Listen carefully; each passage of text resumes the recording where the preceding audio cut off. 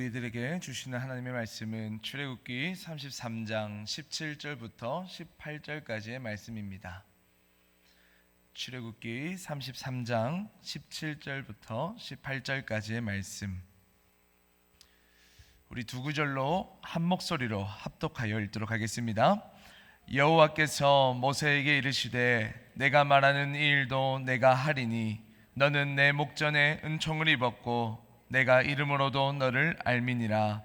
모세가 이르되 원하건대 주의 영광을 내게 보이소서. 할렐루야. 수요일 저녁 하나님께 예배를 드리시는 우리 모든 성도님들에게 하나님의 특별한 은혜가 이 자리 가운데 함께 하시기를 주님의 이름으로 소망합니다. 몇 해 전에 초등학교 2학년인 한 학생이 쓴 시가 유명해진 적이 있습니다. 초등학교 2학년의 학생이 시를 써봤자 얼마나 잘 썼을까 이렇게 생각이 들 수도 있지만 이 쓴 시가요 너무나도 유명해졌었습니다. 아빠는 왜? 라는 제목을 가진 시였는데 제가 한번 읊어드리겠습니다. 제목, 아빠는 왜? 엄마가 있어 좋다 나를 예뻐해 주셔서, 냉장고가 있어 좋다 나에게 먹을 것을 주어서, 강아지가 있어 좋다 나랑 놀아주어서, 아빠는 왜 있는지 모르겠다.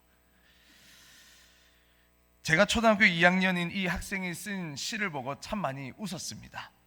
그래서 참 많이 웃었지만 이 짧은 시를 보면서요 참 많은 생각을 하게 되었습니다. 마음속에 안타까움과 아픔으로 밀려왔습니다. 이 시를 받아든 그 아빠의 마음은 어떠했을까요? 아빠의 입장에서 이 시를 바라본다면 참 마음이 무거울 것 같습니다. 일로 인해서, 직장으로 인해서, 어떻게 할 수 없는 그 현실적인 문제들로 인해서 아이와 함께 시간을 보내주지 못하는 그 아빠의 안타까운 마음을 그 마음이 더욱더 무겁게 만들었을 것입니다. 그러면서 드는 생각이 아빠의 소원이 무엇일까 하는 것이었습니다. 이 아빠의 소원은 무엇일까요? 이 아빠의 소원은 바로 아이와 시간을 보내는 것, 이것이 아마 소원이지 않을까 싶습니다. 소원이라고 하는 것은 그렇게 이루어지기를 간절히 바라는 것입니다. 다르게 표현을 해본다면 소원은 나에게 잘 일어나지 않는 일, 흔하게 이루어지지 않는 일이 소원인 것입니다. 흔하게 이루어지거나 잘 이루어지거나 자주 일어나는 일이라고 한다면 이를 소원으로 여기는 사람은 아무도 없을 것입니다. 계속해서 저희들은 수요 예배를 통해서 수요 말씀 광자 예배를 주제로 계속해서 말씀을 전하고 있고 또 말씀을 듣고 계십니다. 예배를 주제로 계속해서 말씀을 듣고 있는데 이 자리 가운데서 예배를 드리고 계시는 우리 성도님들의 소원은 무엇인가요?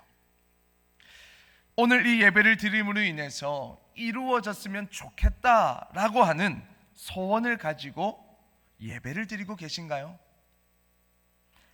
예배를 주제로 하는 수요 말씀 광자는 오늘로서 마무리가 되게 됩니다.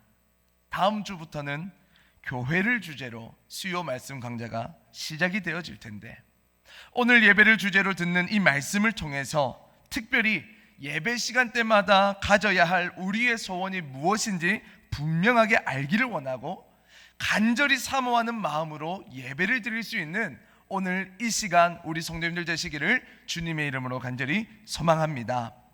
그렇다면 예배 가운데 우리가 가져야 할 소원이 무엇인가? 우리 함께 시편 84편 10절부터 12절까지 말씀 읽어보도록 하겠습니다. 주의 궁정에서의 한 날이 다른 곳에서의 첫날보다 나은즉 악인의 장막에 사는 것보다 내 하나님의 성전 문지기로 있는 것이 좋사오니 여호와 하나님은 해요 방패이시라. 여호와께서 은혜와 영화를 주시며 정직하게 행하는 자에게 좋은 것을 아끼지 아니하실 것임이니이다. 만군의 여호와여 주께 의지하는 자는 복이 있나이다. 아멘. 이 시편 84편은 고라 자손의 시입니다. 이 고라 자손은 성전에서 찬양과 예배를 드리는 일을 담당했던 레위 지파의 일원이었습니다. 그러한 고라 자손이 시편을 통해서 자신의 소원을 고백하고 있는데, 주의 궁정에서의 하루가 다른 곳에서의 첫날보다 좋고 악인의 장막에 사는 것보다 성전 문지기로 있는 것이 더 좋습니다. 이 소원을 하나님께 올려드리고 있는 것입니다.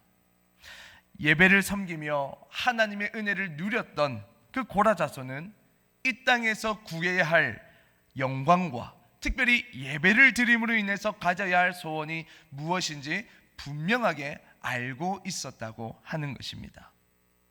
고라 자손의 이 소원의 고백을 풀어서 설명을 드리면 이렇습니다. 제게는 소원이 있습니다. 하나님의 영광을 보는 것입니다. 이전에 경험한 것과는 비교할 수 없이 더 깊고 더 넓은 하나님의 임재, 그분의 영광을 이 땅에서 그리고 예배를 드림으로 보는 것이 제 소원입니다. 이 고백을 하나님께 드리고 있는 것입니다. 고라 자손은 예배를 통해서, 제사를 통해서 하나님의 임재를 느끼고 누려왔습니다. 그러자 그들에게는 소원이 생겼는데, 예배를 드림으로 인해서 더 깊은 하나님의 임재를 경험하고 싶었다는 것입니다. 그 제사를 드림으로 통해서 더 넓은 하나님의 임재와 이전에 경험해보지 못했던 하나님의 영광을 보고 싶다고 하는 소원이 그들 마음 가운데서 계속해서 일어났다는 것입니다. 그렇습니다. 우리가 예배를 드리는 이 시간에 소원해야 할 것이 있다면 하나님의 임재입니다. 이 땅 가운데, 그리고 이 교회 가운데, 이 예배 가운데, 이 예배당 가운데 하나님의 임재가 충만하게 임하셔서 하나님의 영광을 바라보며 하나님께서 주시는 은혜 안에 거하는 것, 이것이 예배를 드리는 우리의 소원이 되어야 한다는 것입니다. 사마리아 여인에게는 궁금증이 있었습니다. 우리 함께 요한복음 4장 20절 말씀 읽어보도록 하겠습니다. 우리 조상들은 이 산에서 예배하였는데 당신들의 말은 예배할 곳이 예루살렘에 있다 하더이다. 이 말씀을 다른 각도로 보면 사마리아 여인에게는 소원이 하나 있었다는 것입니다. 그 소원이 무엇인지 한번 살펴보기를 원하는데요, 사마리아 여인은 예배에 대한 소원이 있었습니다. 북이스라엘이 남유다와 이제 분열이 되고 난 이후에 사마리아가 수도로 세워졌고 남유다에 속해져 있었던 예루살렘으로 예배를 드리러 갈 수 없었기 때문에 여로보암은 그 제사를 드리기 위하여 베델과 단에다가 금송아지 제단을 만들어서 예배를 드리게 만들었습니다. 그러나 이 사마리아는요, 주전 722년에 아시리아에 의해서 멸망을 당하게 되고, 아시리아의 식민지 정책으로 인해서 사마리아인들과 그 결혼을 통하여 혼혈족으로 만들어버립니다. 그러다 주전 586년에 바벨론에 의해서 남유다까지 멸망을 하면서 이스라엘 전체는 완전한 멸망을 당하게 됩니다. 완전한 멸망을 당하게 되고 난 이후에 이제 포로로 잡혀가고 포로로 귀환을 한 이후에 사마리아인은 혼혈족이라고 하는 이유 하나만으로 사마리아는 굉장한 배척을 받았고 차별을 받아야만 했습니다. 그렇게 사마리아인들은 예배를 드리기 위하여 예루살렘에 있었던 스룹바벨 성전으로 내려가지 못했고 그리심산에 제단을 쌓아 예배를 드리기 시작을 했습니다. 이 그리심산은 아브라함과 야곱이 그리심산 근처에 제단을 쌓기도 했고, 특별히 여호수아가 가나안 정복을 통해서 모세가 명한 대로 그리심산에서 축복을 선포하고 선언했던 곳이었기 때문에 이 사마리아인들에게는 그리심산과 그 그리심산에서 예배를 드리는 그 일은 너무나도 중요한 의미를 가지고 있었던 것입니다. 그런데 그렇게 예배를 드렸던 사마리아 여인이 예수님께 묻는 것입니다. 유대인들의 말을 들어보면 예배는 예루살렘에서 드려야 한다는 것인데 어느 것이 맞는 걸까요? 그때 하나님께서는 예배와 관련한 너무나도 유명한 말씀을 해주십니다. 우리 함께 요한복음 4장 24절 말씀 읽어보도록 하겠습니다. 하나님은 영이시니 예배하는 자가 영과 진리로 예배할지니라. 아멘. 예수님께서 말씀하신 예배는 어떤 장소에서 예배를 드리느냐가 중요한 것이 아니라고 말하는 것입니다. 어디에서 예배를 드리느냐 보다는 어떻게 예배를 드리느냐가 중요하다고 말씀을 해주고 계신 것입니다.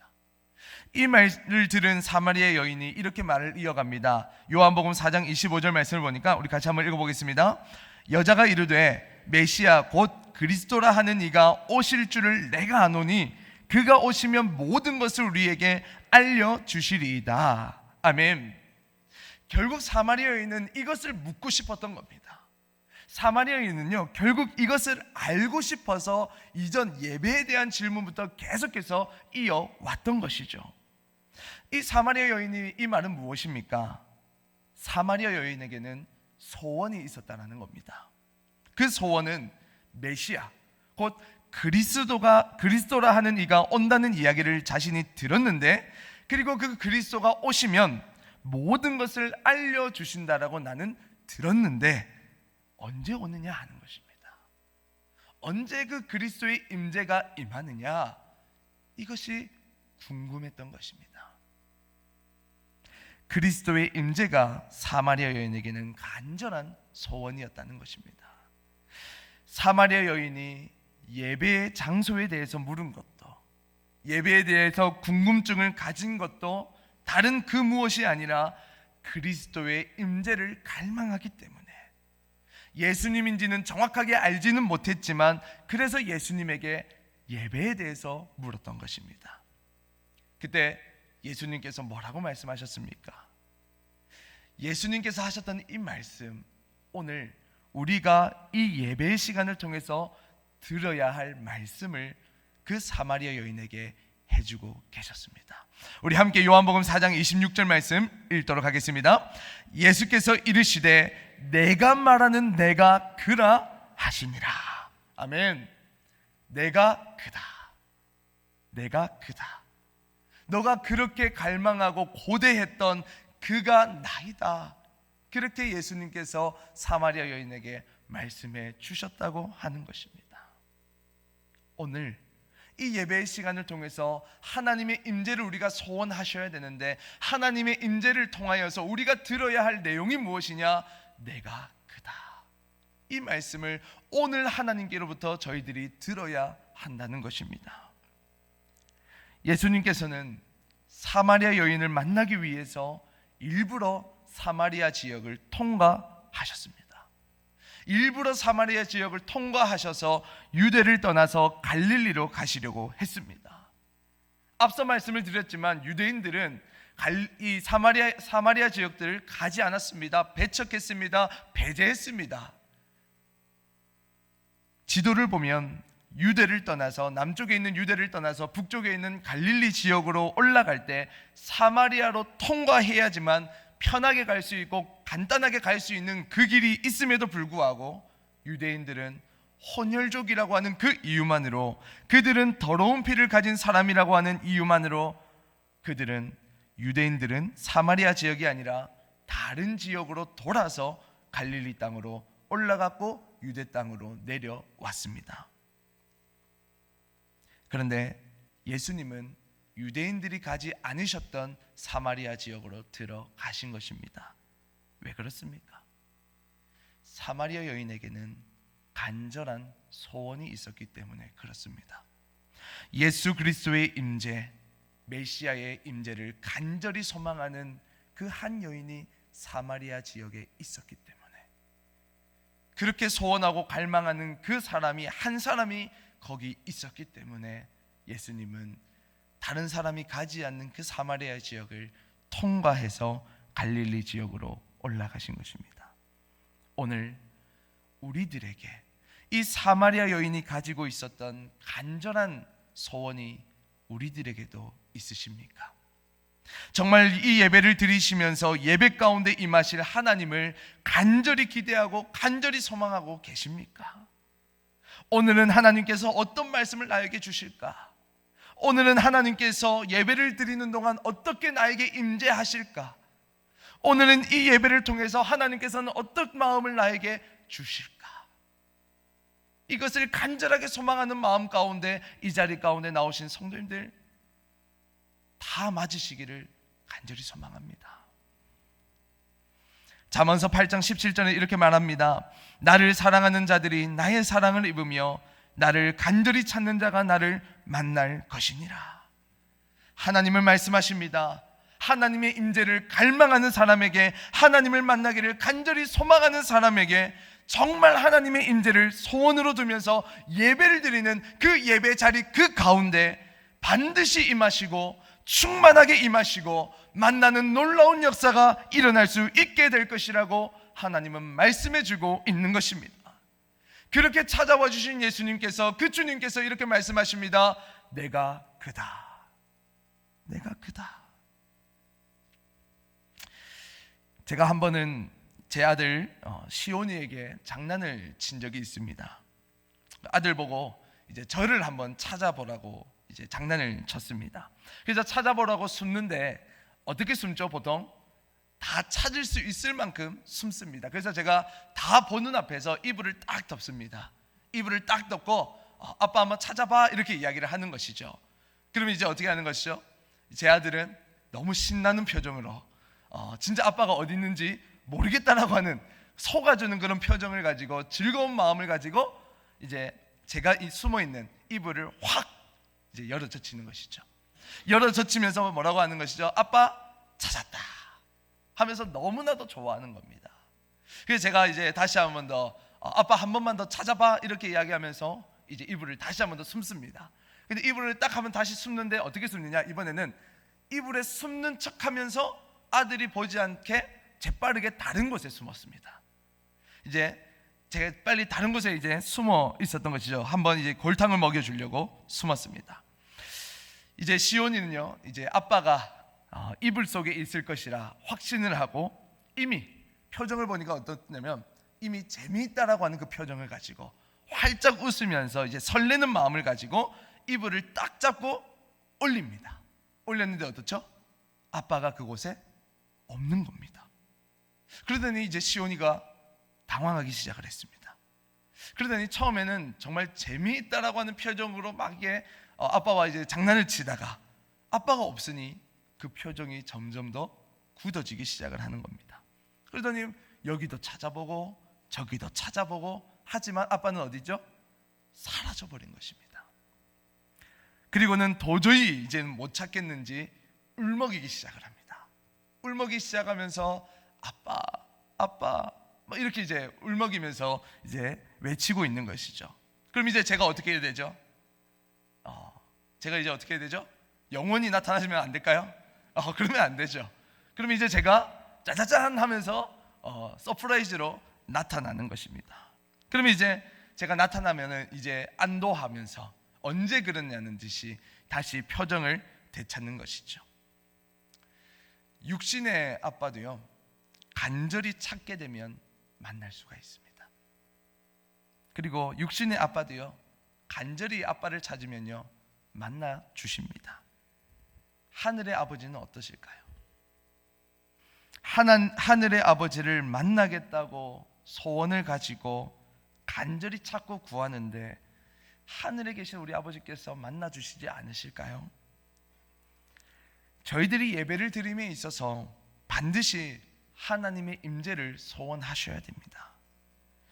오늘 이 예배를 통하여 하나님을 만나지 않으면 무슨 소용이 있겠습니까? 오늘 이 예배를 드리는데, 오늘 이 예배 가운데 하나님을 경험하지 않으면 무슨 의미가 있겠습니까? 우리는 이 시간을 단순히 시간만 때우다가 가는, 그래서 나는 예배를 드렸다라고 하는 자기 만족만의 그런 시간이 되어서는 안 되는 것입니다. 간절히 바라고 소망하기는 오늘 이 예배를 통해서 하나님의 임재를 간절히 사모함으로, 하나님의 임재를 간절히 찾고 간절히 하나님의 임재를 구함으로 인해서 오늘 주님께로부터 내가 그다라는 음성을 들을 수 있는 저와 우리 성도님들의 오늘 예배의 시간이 되기를 주님의 이름으로 간절히 소망합니다. 주님은 주님을 찾는 자를 반드시 만나 주시는 하나님이십니다. 그렇다면 마지막으로 하나님의 임재를 구하고 또 그 임재가 경험되어지게 될 때에 우리에게 주시는 하나님의 축복이 있습니다. 물론 사람이 하나님을 만나는 하나님의 임재를 구하고 또 그 구함으로 인하여 하나님을 만나게 되는 그 자체가 너무나도 큰 축복이긴 하지만 하나님은 그 이상의 축복을 우리들에게 주신다는 것입니다. 출애굽기 33장 말씀을 보면 모세가 시내산에서 40일간 머무는 동안에 이스라엘 백성들이 황금 송아지 우상을 제작하는 악행을 저지르게 됩니다. 이러한 우상 사건 이후에 하나님께서는 모세에게 이스라엘 백성을 약속대로 가나안 땅으로 가게는 해주겠으나 그들의 불순종으로 인해서 더 이상 나는 그들과 함께하지 않겠다라고 하는 그런 말씀을 모세에게 주십니다. 그때 모세가 하나님께 이렇게 말씀을 드립니다. 우리 함께 출애굽기 33장 15절 말씀 같이 읽도록 하겠습니다. 모세가 여호와께 아뢰되 주께서 친히 가지 아니하시려거든 우리를 이곳에서 올려보내지 마옵소서. 아멘. 모세의 이야기는 이렇습니다. 하나님께서 함께 가시지 않으면, 하나님께서 함께 하시지 않는 가나안 입성은 아무런 의미도 없습니다. 다르게 표현을 해보면 하나님의 임재가 없으면 우리 민족은 다른 민족과 별반 다를 것 없는 민족입니다. 이렇게 모세가 말을 한 것이죠. 이 놀라운 고백을 하나님께 들을 때에 하나님의 임재를 간구하는 모세의 고백을 하나님께서는 들으시고 하나님께서는 모세에게 축복을 주셨는데 출애굽기 33장 17절 말씀, 여호와께서 모세에게 이르시되 내가 말하는 이 일도 내가 하리니 너는 내 목전에 은총을 입었고 내가 이름으로도 너를 알미니라. 이 축복을 하나님께서 주셨습니다. 이 말씀을 우리 세 번역으로 같이 한번 읽어보도록 하겠습니다. 주님께서 모세에게 말씀하셨다. 내가 너를 잘 알고 또 너에게 은총을 베풀어서 내가 요청한 이 모든 것을 다 들어주마. 아멘. 모세가 하나님의 임재에 대해서 간절하게 사모하였을 때 하나님께서는 하나님의 임재를 약속해 주셨음과 물론이고 모세의 기도에 감동한 하나님께서는 모세가 요청한 모든 것들을 다 들어주시겠다라고 말씀을 하신 것입니다. 놀라운 축복 아닙니까? 모세의 기도에, 그 하나님의 임재를 소망하는 그 모세의 기도에 하나님은 감동하셔서 우리의 모든 기도, 모든 요청을 다 들어주시겠다라고 하신 것입니다. 이것이 하나님의 임재를 구하는 자에게 주시는 하나님의 축복입니다. 만약 하나님께서 우리 성도님들의 감동해서 모든 것들을 다 들어주겠다라고 말씀하셨다면, 그렇게 하나님께서 말씀하신다면 우리 성도님들께서는 하나님께 무엇을 요청하시겠습니까? 어떤 기도를 하나님께 드리시겠습니까? 한번 잘 생각해 보시기 바랍니다. 마음속으로 한번 어떤 것을 요청을 드릴지 생각하시고 난 다음 모세의 요청을 한번 보도록 하겠습니다. 모세의 요청은 이렇습니다. 출애굽기 33장 18절 말씀입니다. 같이 한번 읽겠습니다. 모세가 이르되 원하건대 주의 영광을 내게 보이소서. 아멘. 이스라엘 백성을 이끌면서 모세에게 필요한 것이 얼마나 많았겠습니까? 그런데 모세가 구한 것이 무엇입니까? 모세가 구한 것은 주의 영광을 내게 보이소서. 이것을 하나님께 구했다는 것입니다. 이는 단순히 모세가 시내산에서 경험했던 영광의 구름이 가득 임하는 그 정도의 영광을 구한 것이 아니었던 것입니다. 모세가 구했던 주의 영광을 보이소서라고 했던 그것은요, 시내산에서 경험했던 것뿐만 아니라 그것을 더 넘어서서 모세는 직접 하나님의 얼굴을 보고 싶다고 했던 것입니다. 하나님의 얼굴을 모세가 구한 것입니다. 모세는요, 이미 40일 동안에 시내산에서 하나님의 임재를 충분히 경험했습니다. 그리고 하나님의 영광을 충분히 경험했고 누려왔습니다. 그리고 나서 시내산에서 내려왔습니다. 그러한 영광의 기운이 채 가시지도 않았는데 모세의 소원이 무엇이냐? 하나님의 영광을 보여달라는 것이었습니다. 이를 통해서 알 수 있는 중요한 사실은 무엇이냐면, 하나님의 임재를 간구하고 하나님의 임재를 경험한 사람에게 주시는 하나님의 축복은 하나님을 더욱더 갈망하게 되어 있다는 것입니다. 한 번으로 만족하는 것이 아니라는 것입니다. 한 번의 그 순간으로 끝나는 것이 아니라는 것입니다. 하나님의 임재를 경험한 사람은요, 하나님의 임재를 더욱더 갈망하게 되어 있습니다. 더 깊은 영광과 더 넓은 하나님의 임재를 갈망하게 되어 있다라고 하는 것입니다. 하나님이 누군지 알고 싶다는 것입니다. 하나님이 어떤 분인지 계속해서 알고 싶은 마음이 생겨난다는 것입니다. 하나님의 임재를 경험한 사람은 단 한순간에 그 순간으로 만족하는 것이 아니라 그 안에 폭포수처럼 계속해서 흘러내리는 갈망이 생겨난다는 것입니다. 그렇게 모세가 갈망했을 때, 그렇게 주의 영광을 보여달라고 요청을 드렸을 때 하나님은 어떻게 하셨을까요? 우리 함께 출애굽기 33장 22절 23절 말씀 같이 한번 읽어보도록 하겠습니다. 내 영광이 지나갈 때에